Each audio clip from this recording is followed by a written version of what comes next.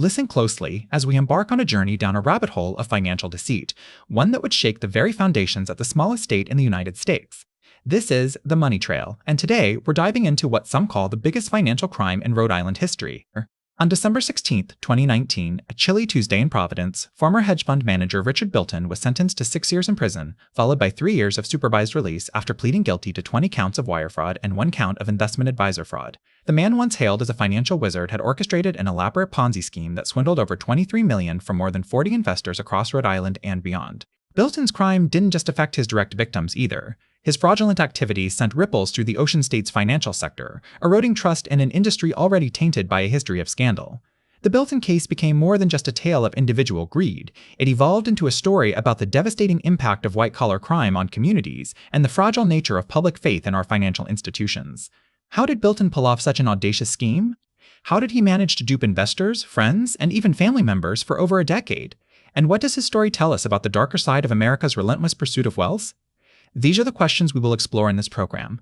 Bilton's crimes were not victimless. They shattered lives and livelihoods. The money he stole represented years, if not decades, of hard work and sacrifice for those who entrusted him with their savings.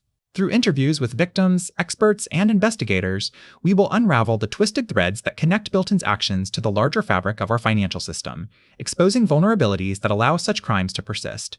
So buckle up, because this journey promises to be both enlightening and harrowing as we follow the money trail, in search of answers to one of Rhode Island's most notorious financial scandals.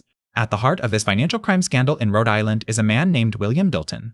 A prominent businessman, Bilton was once celebrated for his entrepreneurial spirit and philanthropic endeavors. However, beneath this veneer of success lurked a web of deceit that would eventually lead to his downfall. Bilton's empire was built on the back of several companies spanning various industries, from real estate to technology. His most lucrative venture, however, was in the healthcare sector through his company, MedHealth Inc. It was here where investigators alleged that the seeds of fraud were sown. On the other side of this tangled web are government officials who, willingly or unwittingly, played a part in enabling Bilton's activities. One such figure is State Senator Thomas O'Leary, who chaired the Senate Finance Committee at the time when many crucial decisions regarding MedHealth Inc.'s contracts were made. The story takes a turn with the entry of Whitaker Investment Bank into the picture.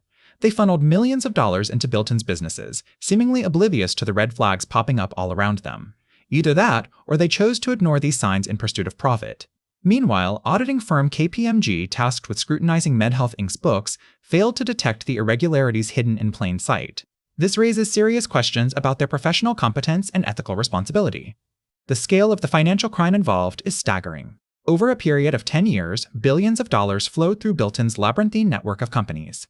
A significant portion of this money was allegedly obtained through fraudulent means, including inflated invoices, non-existent services, and cooked books. As we delve deeper into the scandal, it becomes clear that while Bilton may be the mastermind, he did not act alone. A cast of enablers and bystanders helped create an environment where such criminal activities could thrive. Unmasking them is just as crucial to understanding the bigger picture of financial crimes in America today.